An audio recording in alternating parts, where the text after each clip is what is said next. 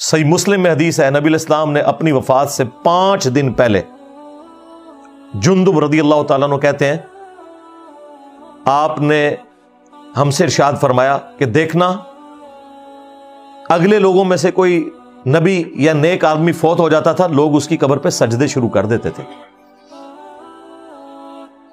میرے ساتھ یہ کام تم نے نہیں کرنا۔ اور پھر وہ حدیث جو بخاری مسلم دونوں میں ہے، اما عائشہ سلام اللہ علیہا کہتی ہیں کہ نبی علیہ السلام کے آخری دن چل رہے تھے اور آپ اپنی تکلیف کی وجہ سے بار بار چہرہ مبارک سے چادر کو ہٹاتے تھے، پاس ایک پانی کا برتن تھا، ہاتھ گیلا کر کے اپنے جسم پہ ملتے تھے بخار کی شدت کو کم کرنے کے لیے، اور ساتھ فرماتے تھے لعن اللہ الیہود والنصارى اتخذوا قبور انبیائہم مساجدا، اللہ کی لعنت ہو یہود و نصارہ کے اوپر کہ انہوں نے اپنے نبیوں کی قبروں کو سجدہ گاہ بنا دیا تھا۔ اس کے آگے اما عائشہ کے الفاظ ہیں اگر ہمیں یہ خطرہ نہ ہوتا کہ لوگ رسول اللہ کی قبر پہ سجدے شروع کر دیں گے تو ہم نبی صلی اللہ علیہ وآلہ وسلم کی قبر مبارک کو زیارت کے لیے اوپن چھوڑ دیتے، لیکن نبی علیہ السلام آخری وقت میں ہمیں ڈرا رہے تھے، اسی وجہ سے حجر عائشہ میں ہی رہی وہ قبر مبارک۔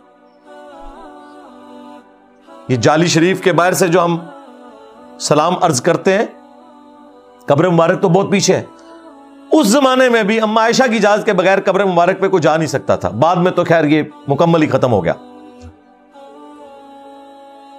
پھر بخاری اور مسلم دونوں کے اندر حدیث موجود ہے، نبی علیہ السلام کے آخری دن چل رہے تھے، نبی علیہ السلام کی 3 بیویاں آپ کے پاس بیٹھی ہوئی ہیں، سیدہ عائشہ، ام حبیبہ، ام سلمہ۔ اب یہ جو 2 بیویاں یہ تو سینئر اصحاب میں سے ہیں، انہوں نے ہجرت مدینہ سے پہلے ہجرت حبشہ بھی کی ہوئی ہے اپنے ایکس ہسبینڈز کے ساتھ، ام سلمہ نے اور ام حبیبہ نے، امہات المومنین کے بعد میں بنی۔ تو وہ وہاں گفتگو کرتے ہوئے کہتی ہیں کہ ہم جب حبشہ گئے تھے نا، ہم نے وہاں ماریہ نام کا ایک گرجا دیکھا تھا جہاں کچھ تصویریں لٹکی ہوئی تھی۔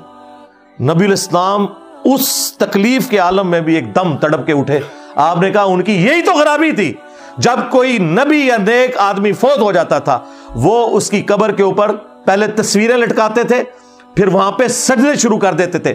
قیامت کے دن یہ لوگ بدترین مخلوق بنا کے اٹھائے جائیں گے۔ یہ کہہ رہے شرک ختم ہو چکا ہے۔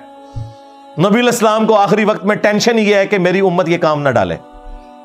اس کے اوپر میں نے الگ سے ایک ویڈیو ریکارڈ کروائی ہے، مجھے تم سے شرک کا خوف نہیں، وہ آپ دیکھ لیں، میں نے ان کی طبیعت صاف کی ہے۔ ان جھوٹے لوگوں نے پوری امت کو بیچ میں شامل کیا۔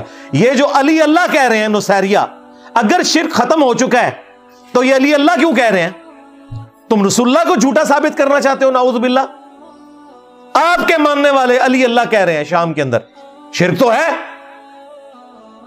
وہ آپ میری ویڈیو دیکھیں، پوری کی پوری امت مشرک نہیں ہوگی، ایک گروہ قیامت تک حق پہ قائم رہے گا۔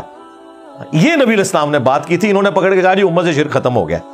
ان گج بج کے شرک کرو۔